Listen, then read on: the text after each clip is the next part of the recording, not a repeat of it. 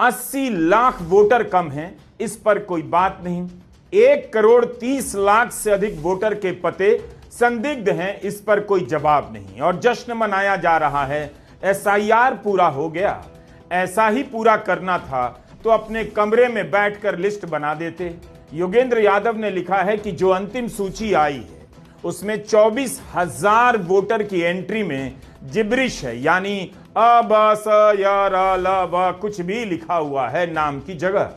इस टाइप की उलूल जुलूल एंट्री है। स्त्री, पुरुष और ट्रांसजेंडर के अलावा 6,000 वोटर का लिंग किस श्रेणी में है पता नहीं चलता।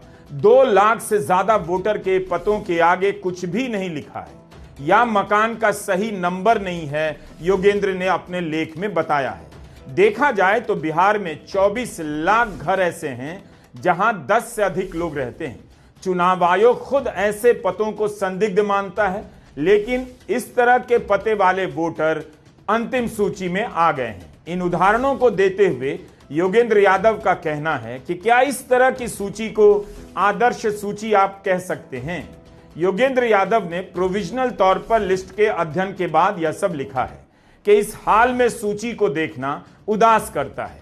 डुप्लीकेट वोटर की संख्या 5 लाख बताई है योगेंद्र ने, लेकिन रिपोर्टर्स कलेक्टिव की आयुषी कार और विष्णु नारायण ने अपनी जांच में 14,35,000 वोटर का डुप्लीकेशन पकड़ा है। यानी इन मतदाताओं की एंट्री में वोटर नंबर अलग अलग है, मगर वोटर का नाम और माता पिता का नाम हूबहू दिया गया है। रिपोर्टर्स कलेक्टिव की यह रिपोर्ट आपको किसी हिंदी अखबार में नहीं मिलेगी। क्या इस सवाल का जवाब नहीं मिलना चाहिए कि रिपोर्टर्स कलेक्टिव ने ड्राफ्ट सूची के आधार पर बिहार के पिपरा में एक ही पते पर 509 मतदाताओं को पकड़ा, लेकिन जब फाइनल लिस्ट आई तो उस पते पर 505 मतदाता अभी भी दर्ज हैं। ड्राफ्ट सूची में जिस पते पर 459 मतदाताओं की एंट्री थी, अंतिम सूची में उसी जगह पर 442 मतदाताओं के नाम जोड़े गए हैं।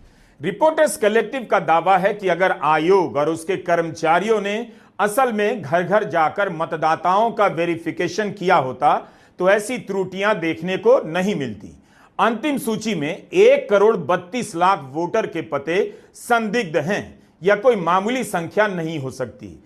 रिपोर्टर्स कलेक्टिव इन पतों को काल्पनिक बता रहा है। यह तो सरासर घोटाले के समान है। इस सवाल के उठने पर आयोग को बताना चाहिए कि कोई पता काल्पनिक नहीं है।